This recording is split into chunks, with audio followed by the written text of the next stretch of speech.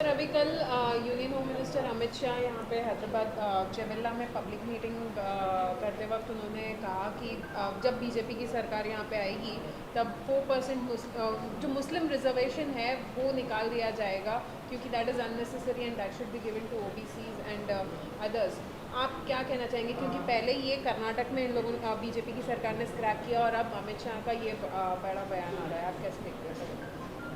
देखिए, जब बीजेपी की नेशनल एग्जीक्यूटिव कमेटी की मीटिंग हैदराबाद में हुई थी तो आप तमाम मीडिया के ज़िम्मेदारों ने एक न्यूज़ को कैरी किया था कि भारत के वज़ीर आज़म ने बीजेपी के लोगों से कहा कि पसमानदा मुसलमानों की बात करो। अब बीजेपी की और प्रधानमंत्री की वो बात बिल्कुल झूठ पर बनी थी, वो सच्चाई नहीं थी उसमें, इसलिए कि तेलंगाना में जो रिज़र्वेशन मिल रहा है बीसीई कैटेगरी में, वो मुसलमानों में जो कास्ट हैं उन कास्ट को मिल रहा है। और पीएस कृष्णन की रिपोर्ट बनाई गई, उसको उस वक्त के आंध्र प्रदेश के ओबीसी कमीशन ने अपनी रिपोर्ट बनाई, उसको एक्सेप्ट किया और उसके बाद ये 4% रिजर्वेशन मिल रहा है जिसको सुप्रीम कोर्ट के स्टे पे चल रहा है। तो ये झूठ है अमित शाह का बोलना, जो भारत के होम मिनिस्टर हैं। हम उनसे उम्मीद ये कर रहे थे कि सच्चाई को बयान करेंगे। उनको ये सच्चाई बयान करना था कि ओबीसी कमीशन की रिपोर्ट में कास्ट अमंग द मुस्लिम्स को ये मिला है और उसमें बोल दिया गया कि ये कास्ट अगर होंगे तो उनको 4% रिजर्वेशन नहीं मिलेगा। आखिर बीजेपी पसमानदा मुसलमानों की दुश्मन क्यों है? आखिर क्यों बीजेपी, अमित शाह और प्रधानमंत्री जो मुसलमानों में पसमानदा मुसलमान, जो डॉक्टर, इंजीनियर, स्कूल के टीचर्स बन रहे हैं, नर्सेज बन रहे हैं, स्टेट पब्लिक सर्विस कमीशन में तेलंगाना में जा रहे हैं, उनसे इतनी नफरत क्यों है? बीजेपी इनके डेवलपमेंट के ख़िलाफ़ क्यों है? इनके एम्पावरमेंट के ख़िलाफ़ क्यों है बीजेपी? और कब तक बीजेपी नेगेटिविटी और नफ़रत को फैलाएगी? आप क्यों भारत के जो मुसलमानों में जो कास्ट हैं, जो जिनको संविधान के आर्टिकल 15 और 16 के तहत जिनकी सोशल एजुकेशनल बैकवर्डनेस का एक एम्पिरिकल डेटा है, कृष्णन की रिपोर्ट है, ओबीसी कमीशन रिपोर्ट है, फिर उसके बाद सुधीर कमेटी की रिपोर्ट है, फिर तेलंगाना की ओबीसी कमेटी ने उस सुधीर कमेटी रिपोर्ट को लेकर देखा और एक्सेप्ट किया कि यस, मुसलमानों के सोशल एजुकेशनल बैकवर्डनेस का एक एम्पिरिकल डेटा है। आप क्यों इसके ख़िलाफ़ हैं? क्यों आप मुसलमानों को तरक्की करना से देखना नहीं चाहते? भाई, अगर एक मुसलमान में जो बैकवर्ड क्लासेस हैं या कास्ट हैं, अगर उनके बच्चे डॉक्टर, इंजीनियर बन रहे हैं, स्टेट पब्लिक कमीशन में डीवाईएसपी पुलिस ऑफिसर बन रहे हैं, आरडीओ बन रहे हैं, तहसीलदार बन रहे हैं, टीचर बन रहे हैं, नर्सेज बन रहे हैं, कांस्टेबल में रिक्रूटमेंट हो रहा है, तो आपको इतनी तकलीफ़ क्यों हो रही है? आप क्यों मुसलमानों को मार्जिनलाइज करना चाहते? क्यों मुसलमानों को एलिनेट करना चाहते? और भारत के होम मिनिस्टर से और भारत के प्रधानमंत्री से हम पूछना चाह रहे हैं कि तेलंगाना की असेंबली में एक रेजोल्यूशन पास हुआ था जिसमें यह कहा गया था कि तेलंगाना के शेड्यूल्ड ट्राइब का रिजर्वेशन 6% से 9% कर दिया जाए। आप क्यों उस पर खामोश बैठे हैं? बताइए, करिए ना आप। और दूसरी बात, तेलंगाना की असेंबली में मुसलमानों में जो कास्ट हैं उनको 12% रिजर्वेशन का एक रेजोल्यूशन पास हुआ, एक्ट बनाया गया, उसको होम मिनिस्ट्री में है। अमित शाह क्यों जवाब नहीं दे उसका?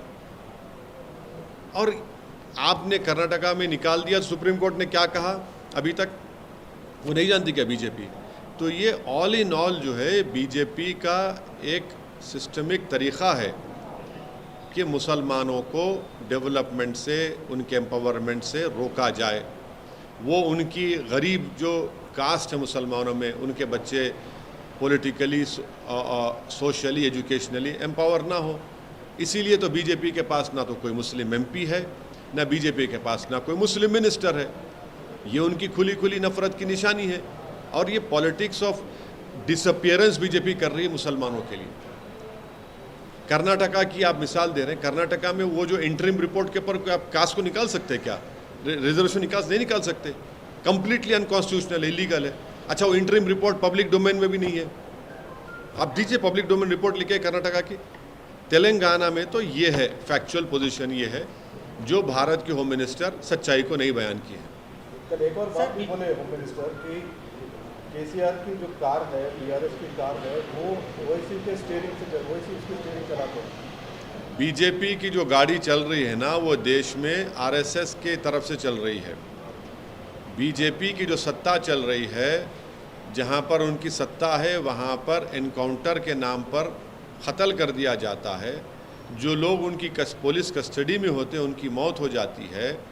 जिसका ज़ाती घर होता है उनके घर को बुलडोज़र से तोड़ दिया जाता है। गोश्त के नाम पर मारा जाता है, बल्कि गोश्त के नाम पर जुनैद और नसीर को ज़िंदा जला दिया जाता है। देश में आज बेरोज़गारी नौजवानों का मुक़द्दर बन गया। आज हम सबसे ज़्यादा हमारे पास पूरे विश्व में अगर नौजवान बेरोज़गार हैं तो भारत में है। चीन हमारी ज़मीन पे कब्ज़ा करके बैठ चुका है। पाकिस्तान से आतंकवादी आकर हमारे देश के सिपाहियों को मार रहे हैं। ये इस पर बात नहीं करती अमित शाह, इस पर बीजेपी बात नहीं करती। मगर मुद्दा क्या है? मुसलमान से ख़तरा है, मुसलमान को हम डेवलपमेंट होने नहीं देंगे। ये उनकी पॉलिटिक्स है। यूनिफॉर्म सिविल कोड पे चर्चा चल रही है सर। कहा माना यह जा रहा है कि अगले चुनाव से पहले यूनिफॉर्म सिविल कोड किया जाएगा। और दूसरा सर, रिजर्वेशन के सवाल पे अमित शाह का कहना है कि जो मुस्लिमों को 4% रिजर्वेशन दिया जा रहा है वो SC ST OBC छीन के दिया जा रहा है। देखिए एक मिनट तेलंगाना, मैं फिर से आपके समझाने के लिए और आपके सुनने वालों के समझने के लिए कह रहा हूँ कि तेलंगाना में रिलीजन के ऊपर नंबर 1 रिजर्वेशन नहीं मिल रहा है। मुसलमानों में जो बैकवर्ड कास्ट हैं उनको मिल रहा है, जिसमें बता दिया गया कि ये कास्ट को रिजर्वेशन मिलेगा, इनको नहीं मिलेगा। तीसरा, किस बुनियाद पर मिल रहा है? कृष्णन साहब ने, लेट कृष्णन साहब जो सोशियोलॉजी के एक माहिर हैं, जो मंडल की रिपोर्ट में बनाने में उनका रिपोर्ट था, उन्होंने रिपोर्ट बनाई और उस वक्त के आंध्र प्रदेश के OBC कमीशन ने अपनी रिपोर्ट बनाई, उस पर 4% मिला। फिर सुप्रीम कोर्ट ने उस पर स्टे दिया। तो बीजेपी का ये जो बाजा बज रहा है कि रिलीजन के नाम पे मिल रहा है, वो नहीं मिल रहा है। मुसलमानों में जो कास्ट है उनके सोशल एजुकेशनल बैकवर्डनेस का एक एम्पिरिकल डेटा की रिपोर्ट है, नंबर 1। नंबर 2, तेलंगाना बनने के बाद तेलंगाना की गवर्नमेंट ने सुधीर कमेटी बनाया। उस सुधीर कमेटी ने मुसलमानों का सोशल एजुकेशनल बैकवर्डनेस की एक एम्पिरिकल डेटा की रिपोर्ट बनाई, जिसको तेलंगाना की BC कमीशन ने और एक रिपोर्ट बनाई, उसको एक्सेप्ट किया और 12% रिजर्वेशन देने के लिए बात की, जिसको तेलंगाना की असेंबली ने इसको एक्ट बनाकर, रेजोल्यूशन बनाकर मिनिस्ट्री होम अफेयर्स भिजाया, जहां पर अमित शाह साहब मिनिस्टर हैं। तीसरी बात, आप कह रहे हैं कि शेड्यूल्ड ट्राइब का, तेलंगाना की असेंबली में एक रेजोल्यूशन और एक्ट पास करके भारत की सरकार से, यानी मिनिस्ट्री होम अफेयर्स से, सोशल जस्टिस मिनिस्ट्री से ये पूछा गया, बताया गया, डिमांड किया गया कि ये तेलंगाना सरकार का डिमांड है कि शेड्यूल्ड ट्राइब्स का रिजर्वेशन 6 से 9% किया जाए, आप क्यों नहीं करते? आखिरी बात, मोदी सरकार 50% रिजर्वेशन को पार क्यों नहीं करती? ब्रेक करिए इस बैरियर को 50% के। आप इकोनॉमिक वीकर सेक्शन के नाम पर जो भारत की आबादी का 20% हिस्सा है उनको 10% दे रहे आप। जो भारत की आबादी का 80% हिस्सा है उनको 50% क्यों दे रहे आप? 50% ब्रेक करिए, बताइए कि आप रिजर्वेशन देना चाह रहे हैं पूरे बैकवर्ड कम्युनिटीज़ को। आपकी मोहब्बत है ही नहीं उनसे। जब चुनाव आता तो आप बताए थे कि मोदी जी OBC हैं। अरे भाई 50% की लिमिट को ब्रेक करिए, पार्लियामेंट में कानून बनाइए। आपके पास 300 MP हैं, ब्रेक करिए। हम डिमांड करते हैं 50% रिजर्वेशन को ब्रीच होना चाहिए। आप सेंसस की रिपोर्ट नहीं लाते OBC की, डरते हैं आप देने के लिए, क्योंकि मालूम हो जाएगा कि OBC का सेंसस कितना है, और जब OBC का सेंसस बढ़ के मालूम हो जाएगा तो आपका पॉलिटिकल पावर आपसे छीन लिया जाएगा। मोदी जी की कैबिनेट में सबसे ज़्यादा अगर मिनिस्टर हैं तो अपर कास्ट के हैं, OBC क्यों नहीं है बताइए? SC क्यों नहीं है बताइए? आप जब खड़े होकर बोलते हैं SC ST की, तो मिनिस्टर क्यों नहीं आपके? ज़्यादा तो अपर कास्ट के लोग हैं मोदी जी कैबिनेट में। सर, यूनिफॉर्म सिविल कोड पे किरण रिजिजू का कहना है कि जल्द ही लाया जाएगा यूनिफॉर्म सिविल। इस देश को यूनिफॉर्म एम्प्लॉयमेंट की ज़रूरत है। इस देश को प्राइस राइज को कंट्रोल करने की ज़रूरत है। इस देश को इन चीज़ों की ज़रूरत है। बेरोज़गारी नौजवानों का मुक़द्दर बनता जा रहा है, आप नहीं करना चाह रहे हैं उस पर। हम कहाँ से कहाँ गिरते जा रहे हैं।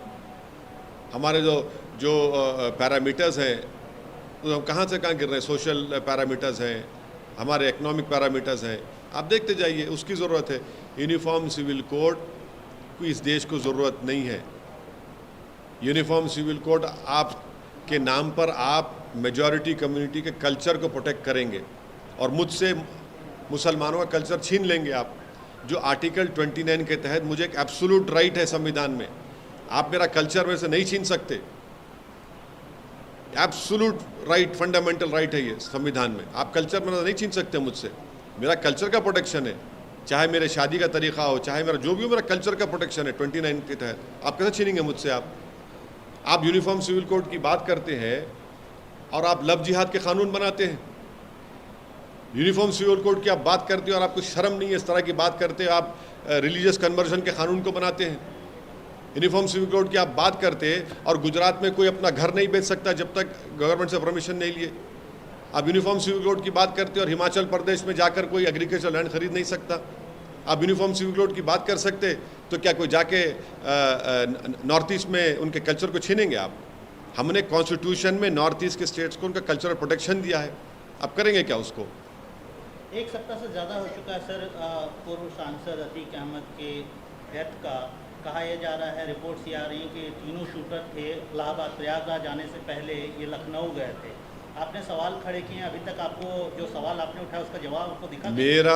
मेरा बोलना यही है कि ये एक टेररिस्ट मॉड्यूल है, टेरर मॉड्यूल है।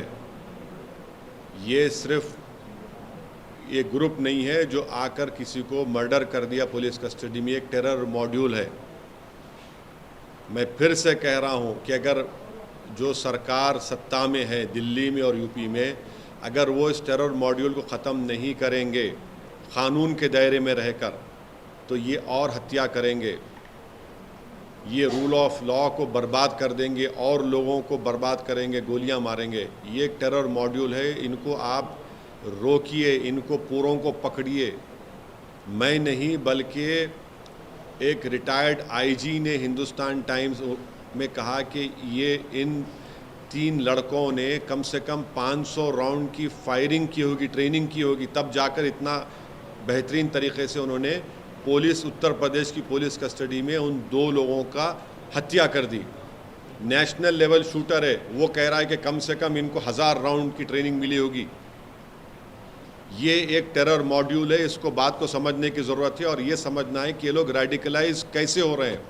तो हम जो पार्लियामेंट में मैंने स्पीच देकर कहा था कि हर समुदाय के लोगों के रेडिकलाइजेशन को रोकने के लिए एक एंटी रेडिकलाइजेशन सेल बनाइए। आप नहीं बनाते, आप सिर्फ एक ही समुदाय का बनाते हैं। जो लोग जिनके घर पर रहने का छत नहीं है उनके माँ बाप के पास, जो झोपड़ी में रहते हैं, 8-8 लाख की 2 वेपन, 16 लाख कहाँ से आए उनके पास?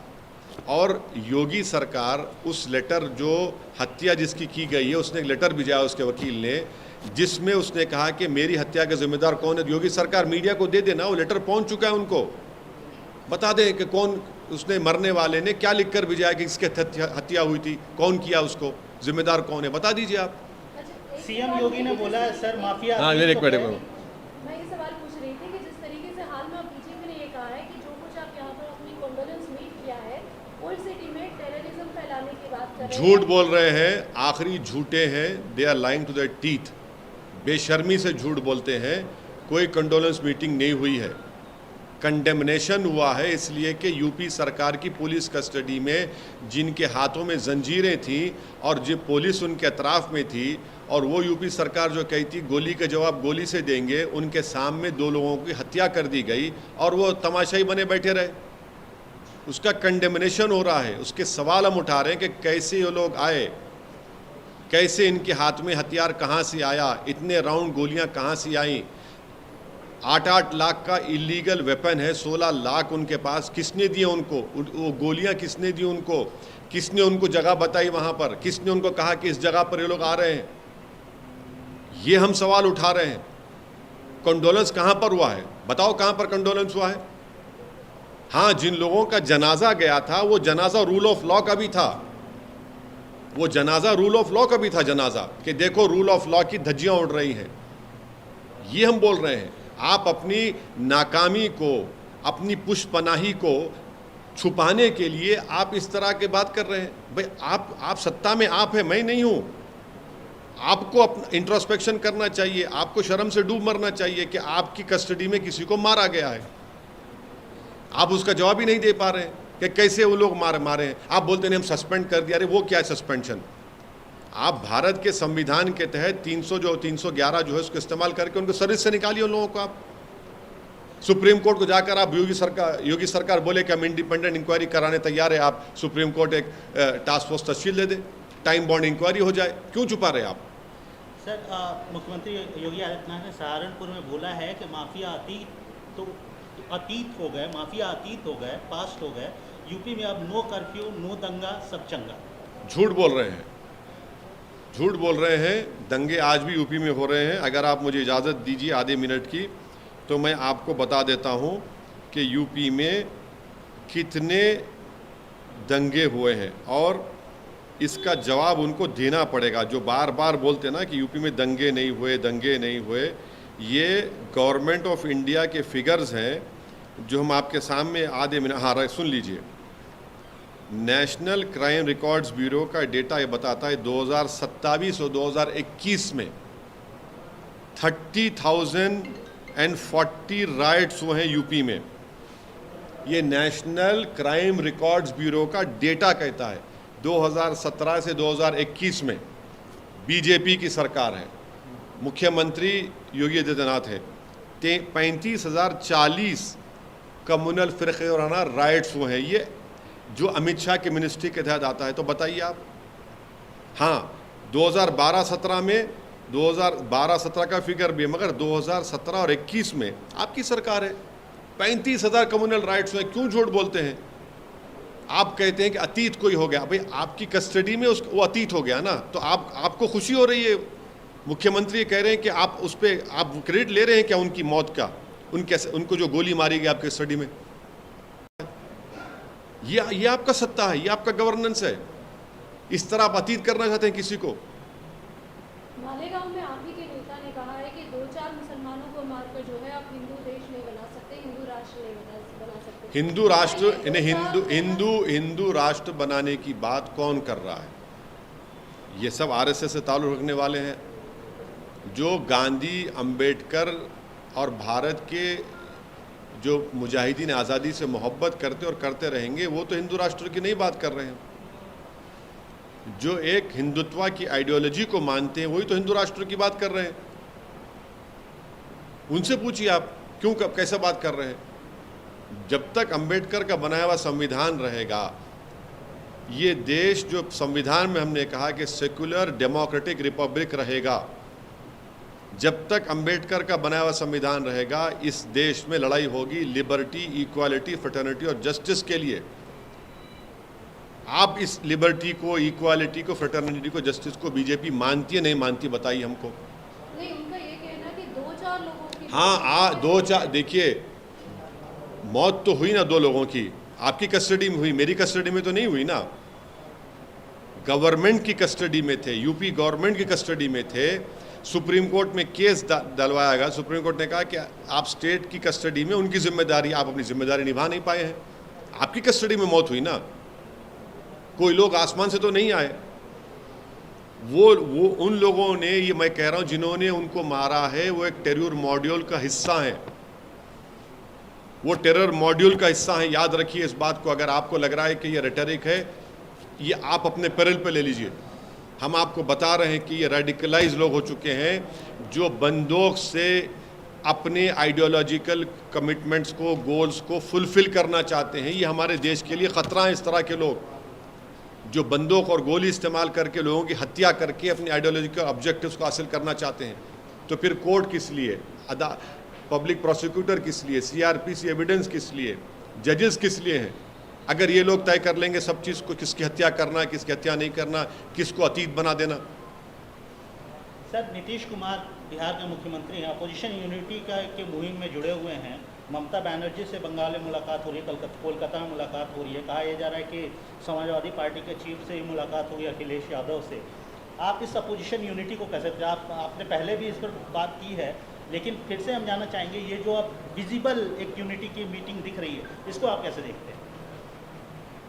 इब्तदाई इश्क है, देखिए आगे होता है क्या। अभी बहुत से लंबे फासले हैं, हुनूस दिल्ली दूरस्त है अभी।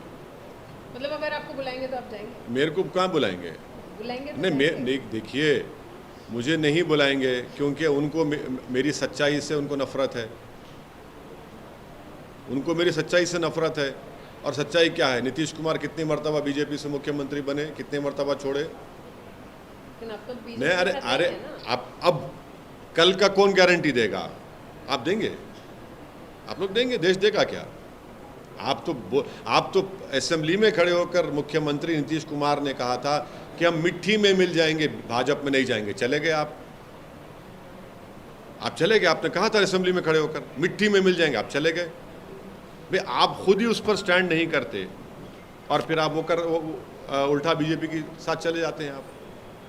तो देखिए, तो आपको अभी प्रैक्टिकल नहीं लगता सर ये? कांग्रेस एंटी बीजेपी की बात हो रही है और तीसरा संगठन ये बन रहा है, तो आप कैसे, आप anti Congress, anti BJP anti Congress front बन रहा है। मतलब दोनों के लिए अलग करके एक तीसरा मोर्चा बन रहा है। तीसरा मोर्चा बन रहा है। अब आप अगर आप मतलब तीसरा एक तरीके से यूनिटी बन रही है, तो ऐसे में आप एक तरफ कहते हैं कि आप कांग्रेस में भी नहीं है, भाजपा में भी नहीं है, और दूसरी तरफ कहते हैं कि भाजपा को हराना है तो सबको एकजुटता दिखानी है। तो जब सब एकजुट हो रहे हैं तो आप क्यों उनसे अलग दिख रहे हैं? नहीं, एक कहाँ हो रहे हैं? एक कहाँ हो रहे हैं? कौन कह रहा है एक हो रहे हैं? मुलाकात हो रही है। हाँ, मुलाकात हो रही है, चाय पीएंगे, बिस्किट खाएंगे, समोसा खाएंगे, घर जाके सो जाएंगे, और क्या होगा? और क्या मतलब होगा? आप ये कहना चाह रहे हैं कि वो मीटिंग का कोई रिजल्ट? अरे बहुत सी मीटिंग हुई है ऐसी, कितने मरतबा मीटिंग नहीं हुई है? बहुत मरतबा मीटिंग होती है। उसके बाद क्या होगा? 24 के बाद क्या होता नहीं मालूम ना। अभी तो 24 बहुत दूर है। लेकिन भाजपा से लड़ना है तो सबको एकजुटता दिखानी है, फिर आप ये कहते हैं तो फिर भाजपा से जब लड़ना है तो चेहरों की बुनियाद पर मोदी से मुकाबला नहीं कर सकते आप। नंबर 1, हम शुरू से मेरा मानना है, अगर आप बोलेंगे ये चेहरा ये चेहरा ये चेहरा तो मोदी को फ़ायदा हो जाएगा, भाजपा को फ़ायदा हो जाएगा। आपको मुकाबला करना है तो भारत के पार्लियामेंट की हर सांसद की सीट के ऊपर बीजेपी से मुकाबला करना पड़ेगा, तब जाकर कुछ अच्छा नतीजा निकलने की उम्मीद है। ये ग्राउंड रियलिटी मैं आपको बता रहा हूँ। और दूसरी बात, आप आइडियोलॉजी पे कहाँ स्टैंड करते हैं? आप में और बीजेपी की आइडियोलॉजी में एक विजिबल डिफरेंस दिखना चाहिए। वो विजिबल डिफरेंस दिख रहा है कि आपको बताइए।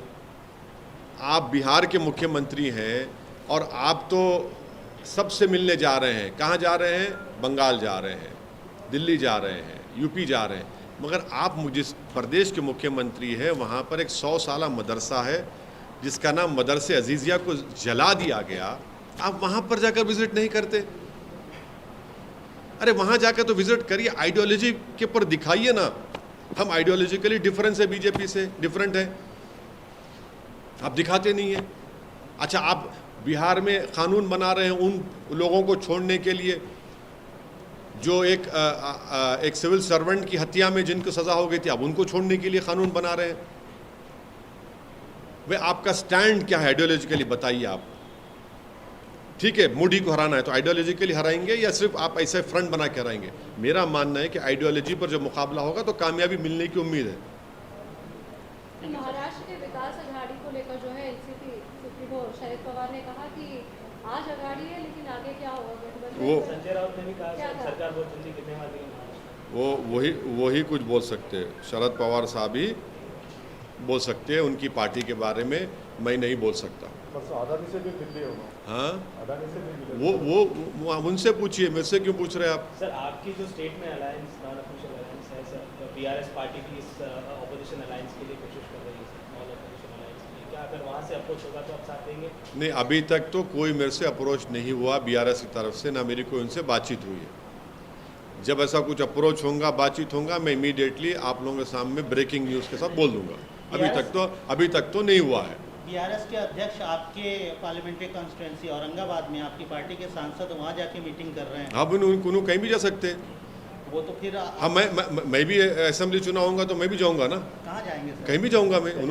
जैसा उन्होंने जा रहे मैं भी जाऊंगा, तो उनको इख्तियार है। उनकी हमारे को सीट पे आप जाके कैंपेन नहीं, ऐसा नहीं है। देखिए वो जाना चाह रहे, अच्छा है ना, औरंगाबाद जाना चाहिए। लेकिन सीट आपके आपके साथ अरे कुछ फ़र्क पड़ने वाला नहीं, इंशाल्लाह इम्तियाज़ जलील दोबारा जीतेंगे हम। तो अच्छा करे केसीआर वहाँ पर गए, उनको जाना चाहिए। वो नांदेड़ में थे, भोकर में थे, अब औरंगाबाद गए हैं। बहुत से अपनी पार्टी को बढ़ा रहे हैं, उनको पार्टी को बढ़ाने का इख्तियार है, को उसमें बुरी बात क्या है? बहुत अच्छा है, वो अपनी पार्टी को बढ़ाएं, मैं अपनी पार्टी को बढ़ा रहा हूँ ना, उसमें मैं क्यों रोकूंगा किसी को? बहुत अच्छा है, वो जा रहे हैं। आपको बुलाना चाहिए था औरंगाबाद नहीं में नहीं जाने के नहीं लिए। नहीं नहीं, हमको क्यों? उनकी पार्टी का प्रोग्राम है, उनकी पार्टी कर रहे हैं, करने दीजिए ना, पार्टी का प्रोग्राम है। कर्नाटक में अब सिर्फ 3 सीट्स पे ही अब आप देखिए, अब आप शुरू हो गए, अब 3 पे, अब जब बढ़ के लड़े तो ज़्यादा क्यों लड़े, 3 लड़े तो कम क्यों लड़े? अब हम अपनी मतलब पार्टी बी टीम वाला आप इस बार मौका नहीं देना चाहते हैं? नहीं नहीं, देखिए मेरे को उससे कोई मतलब नहीं है, मेरे को कोई परवाह नहीं है। लोग पुकारते रहेंगे, मैं अपना काम करता रहूँगा। मैं ऐसा ना मेरी पार्टी ना मैं ऐसा हूँ कि किसी के इस तरह की बातों से हमको कोई फ़र्क पड़ता है। हम अपने ऑब्जेक्टिव को हासिल करने में हम पूरे सिंसियर हैं, अटल हैं और ज़िद्दी हैं। उसको हासिल करेंगे, हम अपना काम करेंगे। अब ये लोग बोलते जाएंगे तो क्या कोई फ़र्क पड़ेगा? कि उनका काम है बोलना, हमारा काम आगे बढ़ना है।